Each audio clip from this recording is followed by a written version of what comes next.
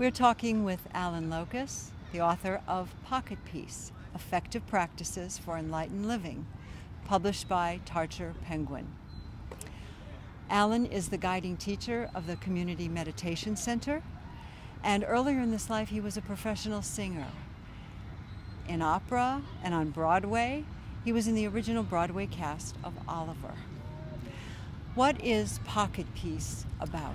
Pocket Peace is a collection of more than 50 practices that we can use to help us think, speak, and act more wisely. There are practices in the book that help us deal with tension, anxiety, anger, impatience. And there are practices that provide methods for helping us get in touch with our kinder self, our more compassionate self, what I call our true self. So how did you come to write this book?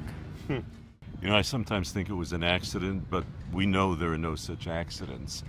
It started, I think, on one morning when I was teaching at the Community Meditation Center. And it was at the time when the global economic crisis was beginning to affect all of us in one way or another.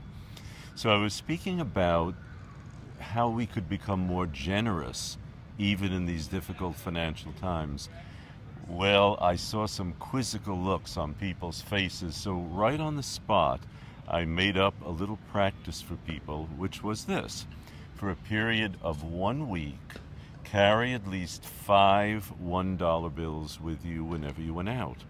And anytime someone approached you with his hand out asking for help, give them $1.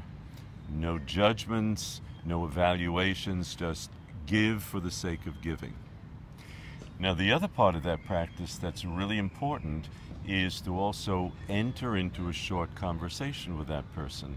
You could start with something as simple as, "How are you doing today?" And then really listen to their answer. It's incredible what a generous gift it is to give your full presence to another person. And then a week later, when I met with the community again, I was astonished to hear their responses. People were using words like transformative, life-changing. They found that by giving, they realized that they always had enough. They had enough to give. They lost their fear of people on the street. It was incredible. And I think I knew at that time I needed to create more such practices, and that led to the book Pocket Peace. Do you have any other times where you know that working with the book really changed someone's life? Well, the first one that comes to mind is one that struck very close to home.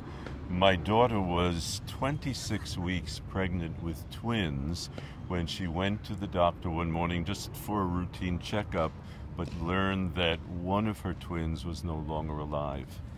This was just devastating for her and for all of us.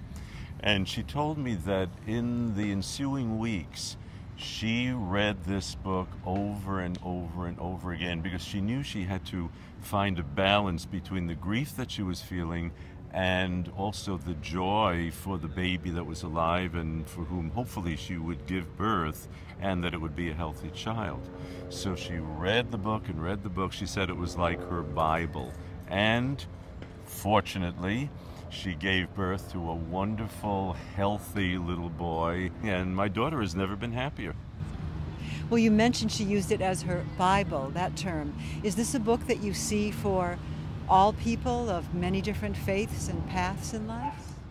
I definitely think so because, well, for no other reason that I've already received the most positive comments from priests, ministers, rabbis, scientists, atheists, agnostics, people who see that the teachings are universal and how the book can help the reader. And there's nothing in the book that's dogmatic. There's nothing in it that suggests you must believe in this or that. The practices are things that we do. And as Wayne Muller says in the foreword to the book, what we do matters. Thank you for sharing with us about Pocket Peace, published by Tarcher Penguin. Thank you.